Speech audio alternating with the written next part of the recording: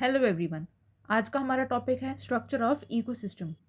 सो जो स्ट्रक्चर है इकोसिस्टम का, it includes both, that is non living abiotic component and living that is biotic component. और ये दोनों कंपोनेंट जो है दे नेवर सर्वाइव अलोन, इसीलिए they are constantly dependent on each other और इसके बीच में जो है इंटरैक्शन देखने मिलता है। और ये जो कैरेक्टरिस्टिक है बहुत ही मेन कैरेक्टरिस्टिक है किसी भी इकोसिस्टम का। So there is always interaction between the biotic as well as abiotic component, और काफ़ी अलग अलग तरीके से there are number of ways of interaction. जैसे फॉर एग्जांपल अगर हम बात करें, दिस इज अ प्लांट, ये प्लांट है, okay, it require an abiotic component that is carbon dioxide. क्यों चाहिए? So that they can do the photosynthesis.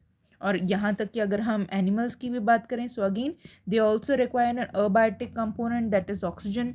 Plants भी रेस्पिरेशन के लिए they require an abiotic component that is oxygen. और water भी एक अबायोटिक कंपोनेंट है which is required for the plants as well as for the animals. Why? For the metabolic reaction which is taking place inside the body. जहाँ तक हम soil की बात करें, सॉइल भी एक अबायोटिक कंपोनेंट है जिसमें नंबर ऑफ न्यूट्रिएंट्स प्रेजेंट है, ओके, जो कि सपोर्ट करता है एनिमल्स को भी, जो कि सपोर्ट करता है प्लांट्स को भी। तो इस तरीके से काफ़ी अबायोटिक कंपोनेंट हैं जिसके वाटर है, सॉइल है, which is providing a habitat, a place to live to number of living organism. जैसे कि अगर हम बात करें फिश की, then fish require water because water is the home of the fish.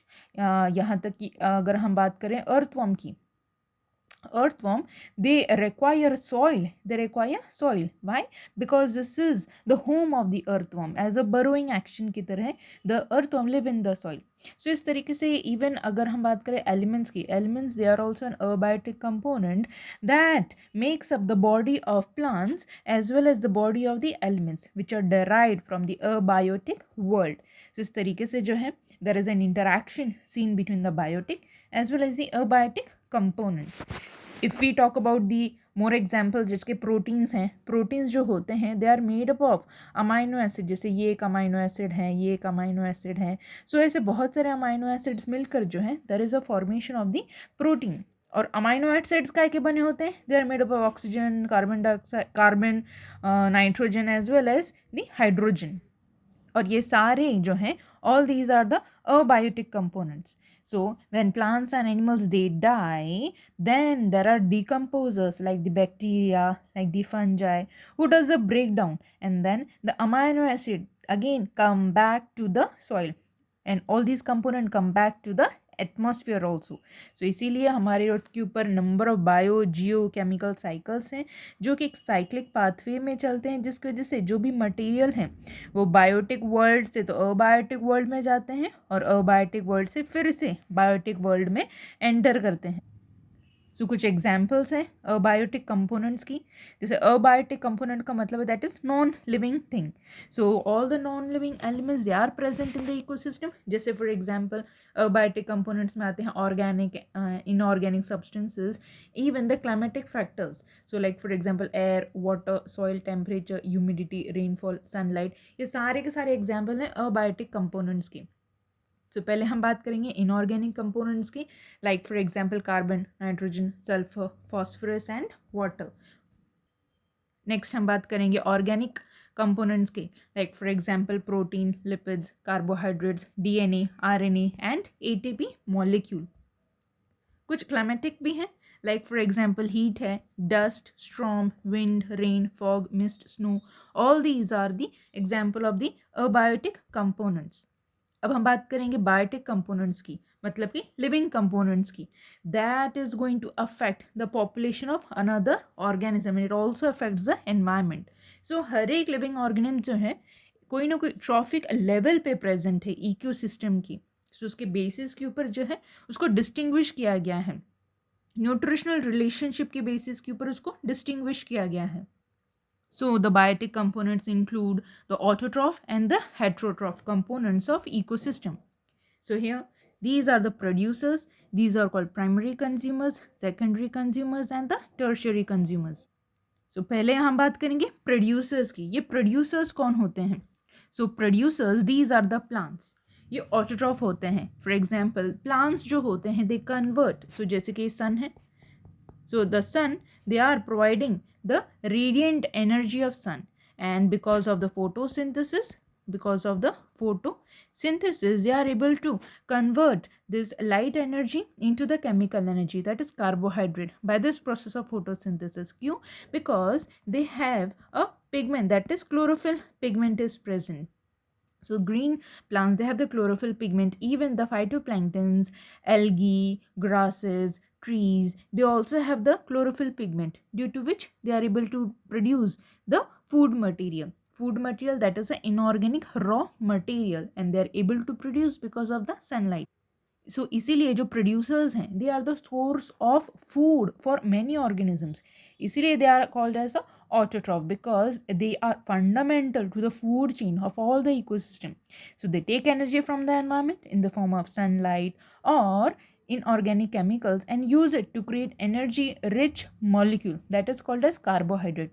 इसीलिए इसी मैकेनिज्म को जो है प्राइमरी प्रोडक्शन कहा जाता है, और ये बहुत इम्पॉर्टेंट है for the ecosystem, because they are the one who are supporting the rest of the living organisms on the earth.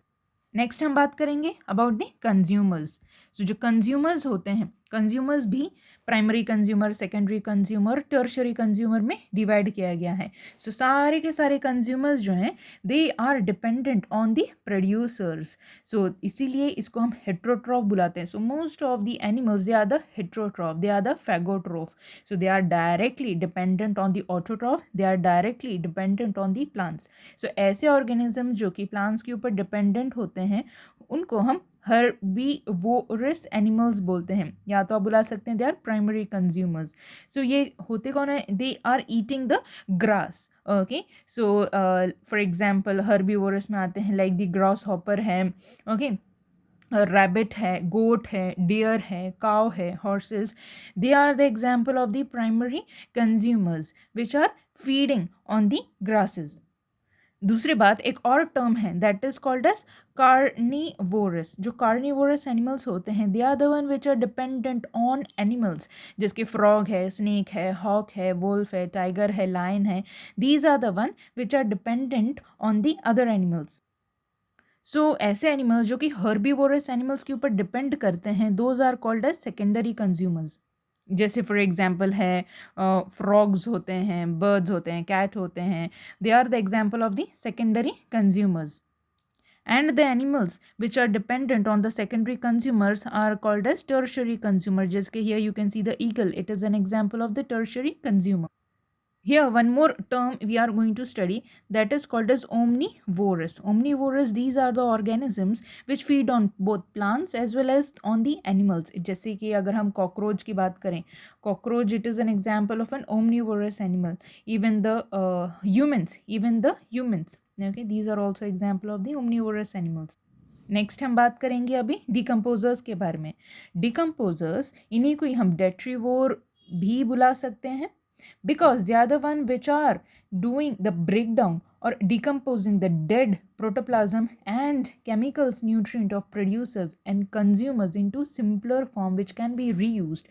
So जो भी plants हैं, जो भी animals हैं, जब वो मर जाते हैं तो उनकी dead body का जो decomposition है, decomposition है कौन करता है?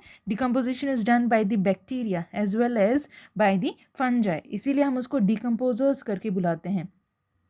और जहाँ पर बात आती है डेट्रीवोर्स की, सो जैसे कि फॉर एग्जांपल कुछ इन्वर्टिब्रेट्स हैं, जैसे कि अर्थवर्म है, वुडलाइस है, सी क्यूकम्बर हैं, इनको हम डेट्रीवोर बुलाते हैं, नॉट डिकम्पोजर्स. क्योंकि जब हम टेक्निकली उनको देखते हैं, वो जो भी डेड ऑर्गेनिक वेस्ट है उसका इंजेक्शन करते हैं, और उस इंजेक्शन करने के बाद दे डू द डिकम्पोजिशन.